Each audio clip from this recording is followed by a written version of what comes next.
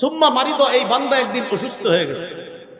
কিলা লিল মালাকিল মুআক্কালি বিহি উক্তুব বিমিসলি আমালিহি ইদা কানা তালিকা। ওই ব্যক্তির সাথে নিয়োজিত ফেরেশতা, ওই ফেরেশতাকে আল্লাহ বলে, ও ফেরেশতা, আমার বান্দা সুস্থ থাকা অবস্থায় কোরআন তেলাওয়াত করত, যে সওয়াব তোমরা লেখতা, আজকে আমার বান্দা অসুস্থতার কারণে তেলাওয়াত করতে পারে নাই, সুন্দর ইবাদতটি সে আজকে করতে পারে নাই অসুস্থতার কারণে, সে করতে পারে নাই ওজরের কারণে।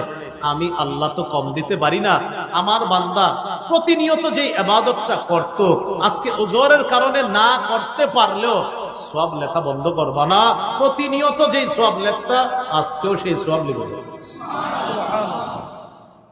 এই জন্য প্রিয় ভাইরা, ইবাদতের সুন্দর কিছু পদ্ধতি আমরা প্রতিনিয়ত গ্রহণ করার চেষ্টা করব ইনশাআল্লাহ। আল্লাহ তৌফিক দান করেন।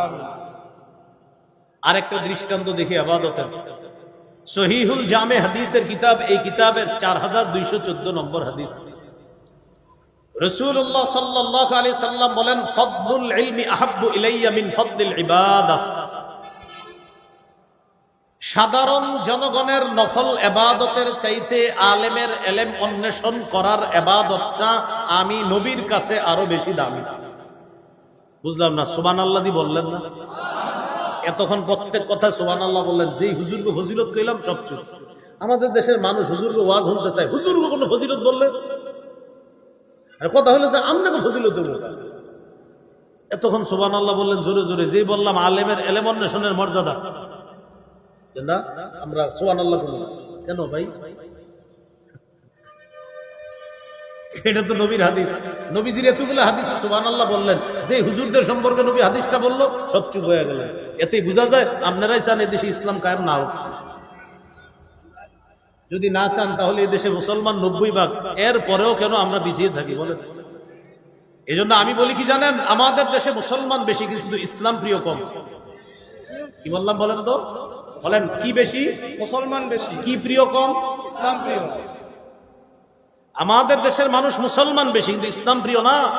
আমাদের দেশের মানুষ মুসলমান কিন্তু ইসলাম প্রিয় না। যদি আমাদের দেশের মানুষ ইসলাম প্রিয় হতো তাহলে এ দেশের আগামীর সরকার হতো ইসলামের সরকার।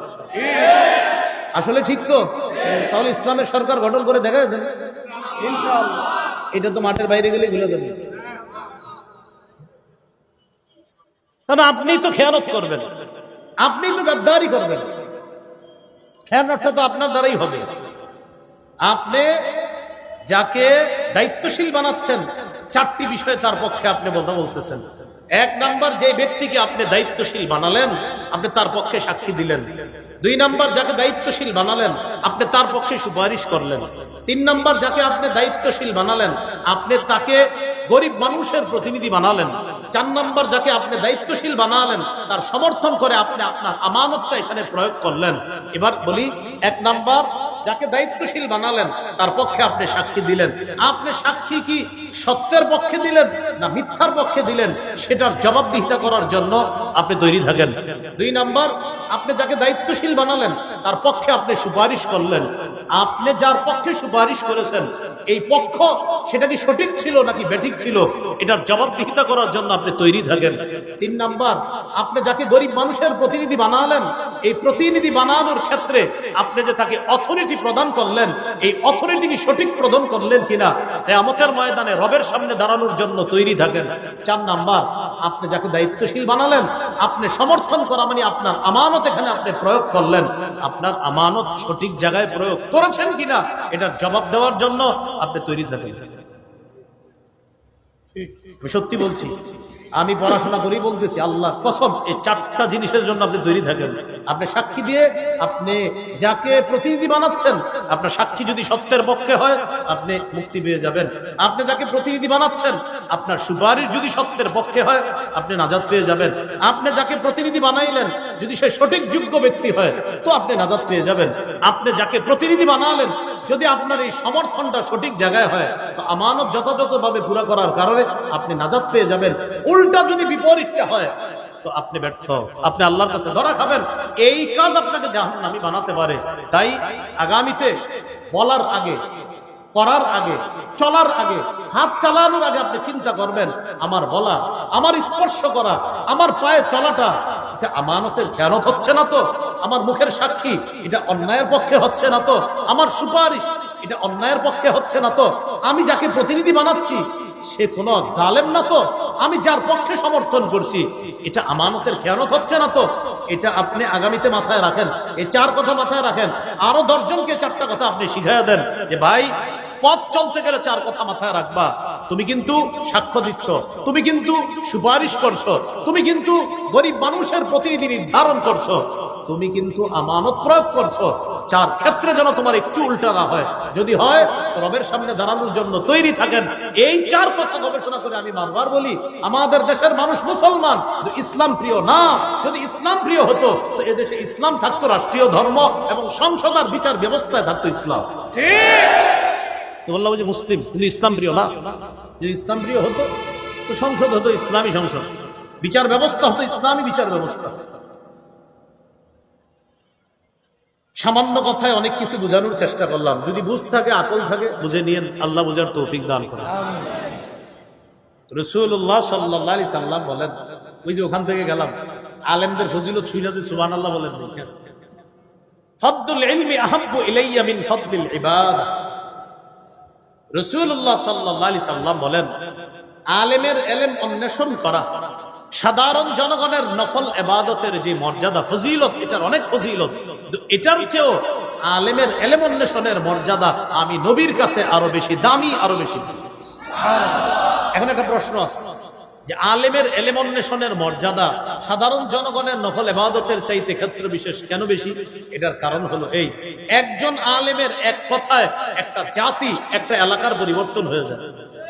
এই জন্য তার ইলম অন্বেষণের অনেক মর্যাদা। এক আল্লামা আহমদ শফি রহমতুল্লাহ আলাইহির কথায় পুরা বাংলাদেশ এক হয়ে গেছিল। এমন একজন আল্লামা আহমদ শফির খোঁজে আছি আমরা এখন। কি বলেন? না হয় আমরা সবাই মিলে এখন পারতেছি না, যেটা আল্লামা আহমদ শফি একাই পারছিলেন। আল্লাহ তার একার দ্বারা যেটা করেছেন এখন অনেকের দ্বারাও সেটা সম্ভব হচ্ছে না। তাই আল্লাহর কাছে একজন আহমদ শফি আবারও চাচ্ছি আমরা। আল্লাহ আমাদেরকে অনেক কিছু বুঝার তৌফিক দান করেন। আমিন। কম কথায় অনেক কিছু বুঝার তৌফিক দান করেন। আমিন। এগুলো আজকের 3 নাম্বার আলোচনা। আজকের 4 নাম্বার আলোচনা, গুরুত্বপূর্ণ আলোচনা। আপনারা আমার চেয়ে বয়সে ছোট আছেন, যে বয়সে বড় হয়ে গেল, মাফ করে দিয়ে টিস্যুর সামনে ছোট বলাবেন আপনাদেরকে দেখলে তো কিছু বলতে মন চায় না। এগুলো 3 নাম্বার কথা। 4 নাম্বার কথা, উপকারিতা লাভ করার দিক থেকে ইবাদত 2 প্রকার। উলামা হযরতরা বলা দরকার নেই, আপনারা একটু বলেন সওয়াব কামাই করার দিক থেকে ইবাদত 2 প্রকার। 1, নিজে ইবাদত করে সওয়াব লাভ করা। 2, অন্যের সাহায্যে ইবাদত করে সওয়াব লাভ করা। বলেন তো, আমরা যে সওয়াব কামাই করি ইবাদতের, এই ইবাদত কয় প্রকার? 1, ইবাদতের সওয়াব কামাই করি কিভাবে? নিজে ইবাদত করে। আর একটা হলো অন্যের সাহায্যে ইবাদত। নিজে ইবাদত করে সওয়াব কামাই করা, যেমন ফজরের আগের 2 রাকাত সুন্নত, কারো সাহায্য করছেন না, নিজে নিজে। জোহরের আগের 4 রাকাত সুন্নত, জোহরের পরে 2 রাকাত। আসরের আগে মন চাইলে আর কি 4 রাকাত সুন্নত। এশার আগে যদি সময় থাকে 4 রাকাত সুন্নত, এটা মন চাইলে করছি, পড়লে সওয়াব আছে, না পড়লে কোনো গুনাহ নাই। তো এই যে কাজগুলো করলেন, এগুলা কি অন্যের সাহায্যে না নিজে ইবাদত করলেন? এটা নিজে ইবাদত করে সওয়াব। কোরআনের একটা সূরা বললেন, নামাজের মধ্যে আপনি আলহামদুলিল্লাহি রাব্বিল আলামিন নিজে নিজে ইবাদত করতেছেন। তিরমিজির হাদিসে আছে, মান ক্বারাআ হারফাম মিন কিতাবিল্লাহ ফালাহু বিহি হাসানা ওয়াল হাসানাতু বিআশরি আমসালিহা। কোরআনের একটি অক্ষর যদি কেউ পড়ে, তার আমলনামায় 10টি নেকি লিপিবদ্ধ হয়ে যায়। এটা হলো নিজে ইবাদত করে সওয়াব কামাই করা। 2 নাম্বার, অন্যের সাহায্যে ইবাদত করে সওয়াব কামাই করা। যেমন আজকে এশার নামাজ জামাতে আমরা একা একা পড়ছি। বলেন সবাই, একা নাকি কারো সাহায্যে? কার সাহায্যে? ইমামের। বলেন কার সাহায্যে? তাহলে সুন্নত নামাজের সওয়াবটা একা একা ইবাদত করে কামাই করি, আর জামাতের সওয়াব কারো সাহায্যে ইবাদত করে সওয়াব কামাই করি। জামাতের সওয়াব পাইতে হলে কমপক্ষে 2 জন লাগবে, আর একা সওয়াব যেটা কামাই করি এটা একা একা নামাজে। ইমামের পিছনে জামাতে যে সালাত আদায় করি, একা নামাজ আদায় করলে সওয়াব যা পাইতাম, ইমামের সাথে আদায় করার কারণে 7-8 গুণ বেশি সওয়াব আল্লাহ দান করেন। তো এই জন্য একটা হলো নিজে ইবাদত করে সওয়াব কামাই করা, আর একটা অন্যের সাহায্যে। অসহায় মানুষকে সহযোগিতা কইরা যে সওয়াব পাবেন, এটাও অন্যের সাহায্যে সওয়াব কামাই করা। যেমন সাহায্য করলেন গরিবকে, গরিবের সাহায্যে সওয়াব পাইলেন আপনি, সুবহানাল্লাহ। আবার দেখেন কি বলি, সাহায্য করলেন গরিবকে, গরিবের কারণে সওয়াব পাইলেন আপনি। এই জন্য গরিবকে মাঝে মাঝে দান করলে ওর জন্য দোয়া করবেন, আল্লাহ তোমারে বাঁচায় রাখুক। বাঁচায় রাখুক কেন বলবেন? আপনি আল্লাহকে বলবেন বা মনে মনে বলবেন, আলহামদুলিল্লাহ গরিব আছে বলে আজকে সৎকার সওয়াবটা আমি পাইছি, ও না থাকলে আপনি এটা পাইতেন না। তো গরিবকে দান করার সওয়াব পাইলেন, এটা ওর সাহায্যে। যেমন বুখারীর বর্ণনা 5353 নম্বর হাদিস, as-সা'i 'আলাল আরমিলা ওয়াল মিসকিন কাল মুজাহিদি ফি সাবিলিল্লাহ আবিস সাইবিন নাহার আল কাইমিল লাইল আল কানিতি বিআয়াতিল্লাহ। রাসূলুল্লাহ সাল্লাল্লাহু আলাইহি সাল্লাম বলেন, কোন ব্যক্তি যদি বিধবা নারীর সহযোগিতায় এগিয়ে যায় অথবা অসহায় মানুষকে সহযোগিতা করার জন্য এগিয়ে যায়, তাকে আল্লাহ কি পরিমাণ সওয়াব দান করবেন? মুজাহিদ জিহাদ করলে যে সওয়াব, সারাদিন নফল রোজা রাখলে যে সওয়াব, সারা রাত তাহাজ্জুদ পড়লে যে সওয়াব, অন্যকে সহযোগিতা করলে আল্লাহ তাকে এই সবগুলো সওয়াব দান করেন।